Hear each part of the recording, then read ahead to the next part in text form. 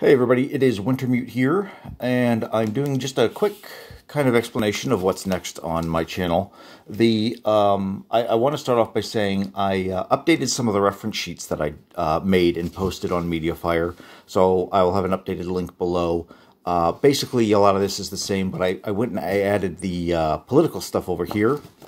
And then I expanded the terrain rules here for quick reference, updated some of the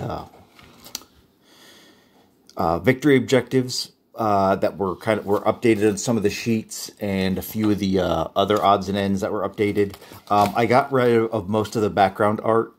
It's a little clearer to read, and I know some people don't like the idea of having any sort of even being historically accurate, don't like any sort of swastikas on anything. So that's why I got rid of some of the art. And I understand that. I mean, I choose never to use any roundels with swastikas on them. Because my house is also kind of the hubbub for kids on the weekend. And I'm just not comfortable having them displayed, even if they are historically accurate. So I understand that. So that's why I got rid of most of the artwork. You could always put in artwork later if that's your thing. So, that's, but that was my, the reason I did that there. So I just wanted to say these have been updated for anybody who wants to kind of download them. And I'm also going to start denoting when I update them by putting a, like here's the Access Action Table version 3-1. So if I ever update this, I'll put version 3-2. And then if I update it again, version 3-3. That way it's just a little quicker, easier way of knowing what has been updated compared to whatever sheets you have, because there were some things that have changed on some of these. So I would, if you have downloaded these, I would recommend downloading the newer ones if you're using them. So I just wanted to kind of put that out there. So the other thing that I'm going to do is I'm going to do a video about each country. Now, one thing, when I started playing Axis and Allies Global 40, the one guy I was playing with, it was a little bit harder for him to get into the pace of the game and what needed to be done, because he was so unfamiliar with the history of World War II. He didn't even know where to begin. Like in the most, broad of concepts, he understood, okay, World War II is this, and this happened and that happened, but he didn't really understand the history behind it. So he wasn't even sure. He didn't even realize, oh, okay, I have to go take out France first, and then I have to go worry about this, then I have to go worry about that, in a historical sense. Now, in Global War 1936, you obviously don't need to stick to the historical narrative. There's a wide range of options you have to deviate from that. But if you are a brand new player and you don't know the history of World War II very well, you may not understand why it's so important, and why it was the case that Germany, basically had to kind of deal with Paris. You had to deal with, I'm sorry, not Paris, France very quickly. And what some of their objectives were. And you may not understand how the war in the Atlantic works, even in concept, that you need to worry about it, because the British sure are, if you have an experienced British player. And that's true of most of the countries. You could say, I've realized it helps to know the history, at least in a very kind of broad sense.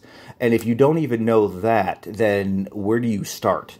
And that's kind of what I want to do, and I kind of want to address it. I'm going to address it nation by nation, starting basically right by the order of play. So I'll do Germany first.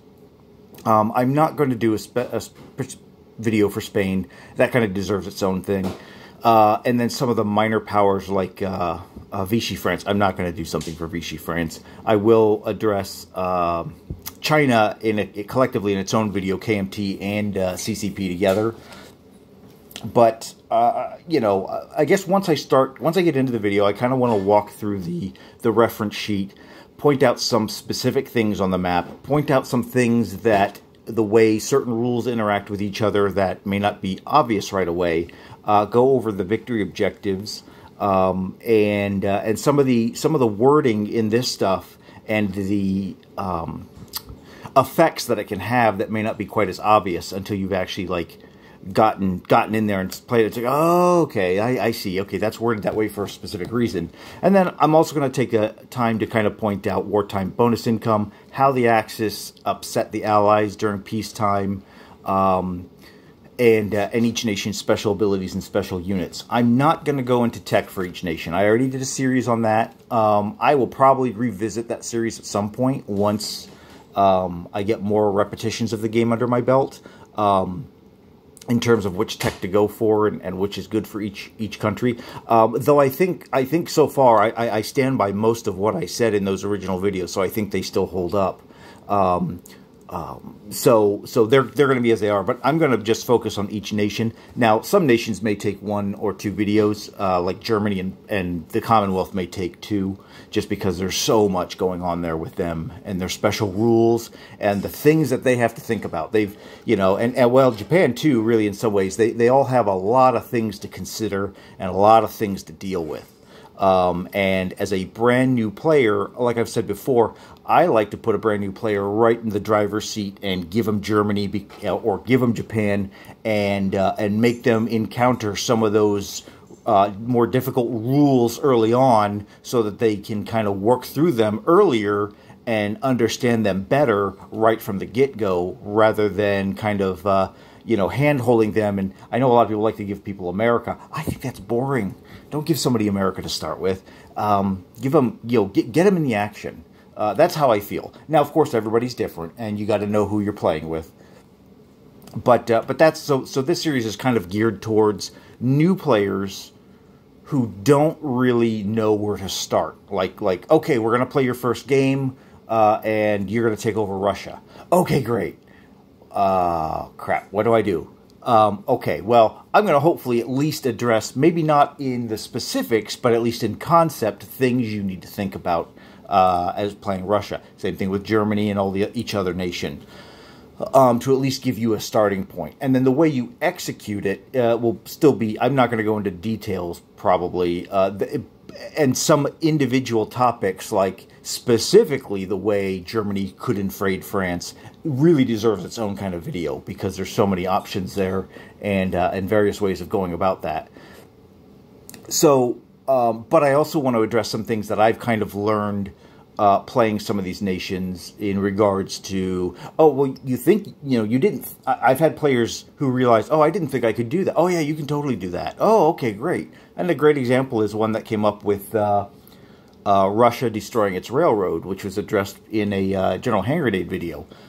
That's something I think a lot of players probably did not realize. A railroad counts as a facility, therefore the Russian player can blow it up using the Scorched Earth special ability. So that's an example of something that would be good to mention specifically in a Russian-specific video about, here's an additional option you have available to you as the Russian player that was not obvious to you. Probably wasn't obvious to a lot of players. That's the impression I get. A lot of players didn't realize, oh yeah, we can blow up the rail because it's a facility.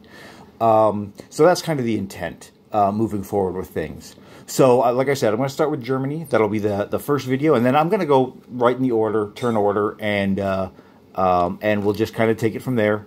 And yeah, so the quick update just to get things rolling. And I'll post the first video hopefully in a day or two. Wintermute signing off.